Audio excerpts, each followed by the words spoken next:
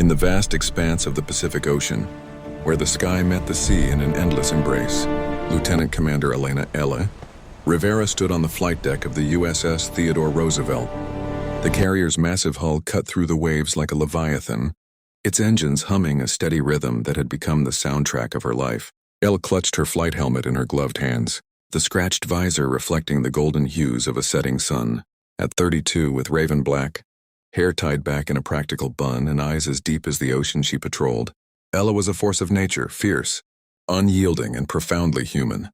Born in San Diego to a family of immigrants from Mexico, Elle had always dreamed of the skies. Her father, a mechanic who fixed old cars in their garage, had instilled in her a love for machines and the thrill of flight. "The world is yours, Mija," he'd say, his calloused hands guiding hers over engine parts. But life had a way of testing dreams. When Ella was 18, her father was diagnosed with cancer, and the family's savings evaporated like morning mist. She enlisted in the Navy, trading college for the discipline of boot camp, and rose through the ranks as a pilot flying FA-18 Super Hornets with precision that earned her the call sign: Shadow, elusive, deadly, and always one step ahead. Now, after a grueling 6-month deployment in the South China Sea, the carrier was steaming homeward. Tensions had been high: patrols over disputed waters, close encounters with foreign jets, and the constant shadow of potential conflict. Elle had led sorties that pushed her to the brink, her cockpit a cocoon of adrenaline and isolation. But it was the quiet moments like this one that haunted her. Standing on the deck, helmet in hand, she felt the weight of unspoken burdens. Her mind drifted to Marcus, her husband back in Virginia Beach. They'd married young, right after her first deployment, his steady presence an anchor in her stormy world. But deployments had strained their bond. Letters grew shorter, calls more infrequent. And then there was little Sophia, their 5-year-old daughter, whose face Elle saw in every starlit night. "Mommy flies with the angels," Sophia would say. But Ella knew the truth. Angels didn't drop ordnance or evade missiles. As the sun dipped lower, painting the deck in fiery oranges, Ella's thoughts turned inward. She remembered her last mission, a reconnaissance flight that turned hairy when radar locked on her jet. Heart pounding, she'd maneuvered through evasive turns, the G-forces pressing her into the seat like an invisible hand. She made it back, but her wingman, Lieutenant Jake Harlan, hadn't been so lucky. His plane clipped by debris, he'd ejected over open water, rescued but shaken. Jake was like a brother to her, tall, with a boyish grin and stories that could lighten the heaviest mood. "We got this, Shadow," he'd radioed before the chaos. Now he was below decks, nursing bruises and a fractured spirit. Elle tightened her grip on the helmet, its familiar contours a reminder of her purpose. The Navy had forged her into a warrior, but at what cost? She longed for the simple joys: Sophia's laughter, Marcus's warm embrace, the feel of solid ground. Yet duty called, a siren song she couldn't ignore. As the carrier's horn blared, signaling evening quarters, Ella whispered a prayer to the horizon. "One more day," she murmured, slipping the helmet under her arm and turning toward the hatch. Little did she know the real storm was brewing not in the skies but in her heart. Below decks, the carrier buzzed with the controlled chaos of a floating city. Elle navigated the narrow corridors, the metallic tang of salt and fuel clinging to the air. She headed to the ready room where pilots debriefed and unwound. There Jake sat nursing a cup of coffee, his arm in a sling. His usually vibrant blue eyes were dulled by fatigue, but he managed a weak smile as she entered. "Shadow, you look like you've seen a ghost," he teased, his voice laced with the southern drawl from his Georgia roots. "More like felt one," Ella replied, sinking into a chair beside him. She set her helmet on the table, its presence a silent sentinel. "How's the wing?" "Hurts like hell, but I'll fly again.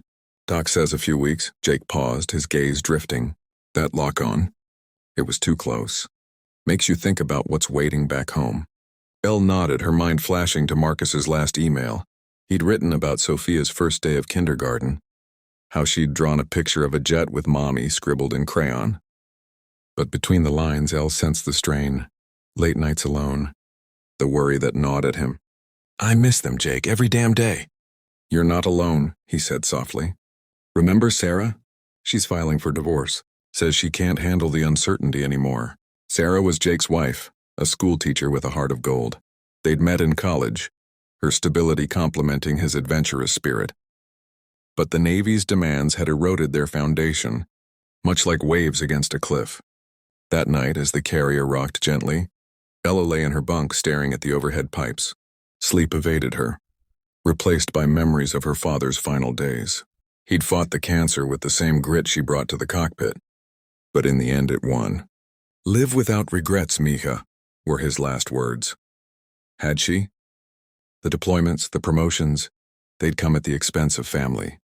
Sophia was growing up without her, and Marcus, God, she hoped he still loved her as fiercely as before. The next morning brought a new challenge. Intelligence reports indicated heightened activity in the region, possible submarine sightings.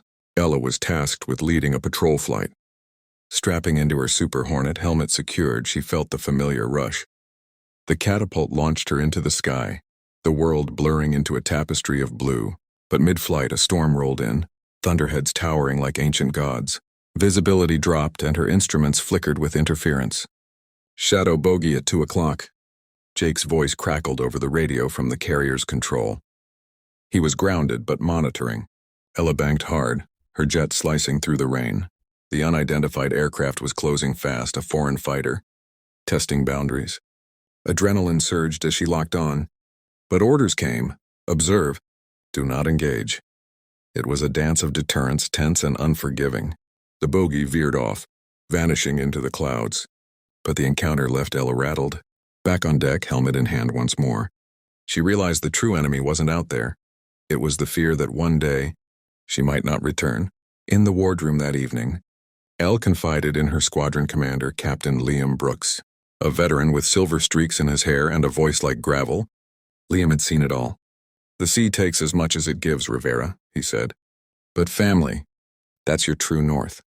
His words echoed as Elle wrote a letter to Marcus, pouring out her soul. "I love you more than the skies," she penned. "Hold on for me." As the USS Theodore Roosevelt approached the California coast, the air hummed with anticipation. Sailors lined the rails, scanning for the first glimpse of land. Elle stood on the deck again, helmet cradled like a talisman. The past months had been a crucible, forging her resolve but exposing cracks in her armor. Jake's injury had healed, and he'd returned to the skies. Their bond stronger for the shared trials. But Elle carried a deeper wound, one of the heart. The carrier docked in San Diego amid cheers and embraces. Elle scanned the crowd, her pulse racing. There, Marcus, tall and broad-shouldered, with Sophia perched on his shoulders. The girl's eyes lit up like stars. "Mommy." Ella dropped her helmet and ran, scooping Sophia into her arms. The child